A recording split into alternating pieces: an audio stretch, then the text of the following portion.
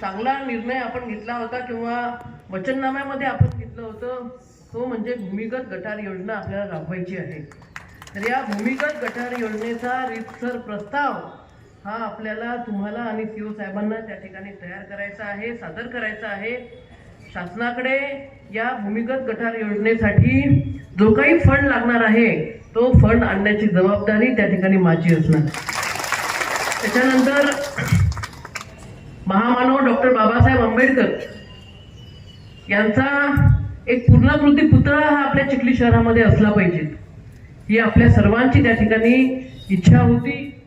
तोही शब्द आदरणीय फडणवीस साहेबांनी आपल्याला दिला. तोही शब्द पूर्ण करण्यासाठी त्याचाही प्रस्ताव आपण त्या ठिकाणी शासनाकडे सादर करा. लवकरात लवकर डॉक्टर बाबासाहेब आंबेडकरांचा पूर्णाकृती पुतळा हा आपण चिखलीमध्ये करणार आहोत. सोबतच या चिखली नगरपालिकेच्या निवडणुकीच्या आधी आदरणीय बावनकुळे साहेबांनी एक अतिशय कल्याणकारी निर्णय घेतला. तो म्हणजे जे काही अतिक्रमण आहे ते अतिक्रमण त्या ठिकाणी नियमाकुल आपल्याला करून घ्यायचं आहे.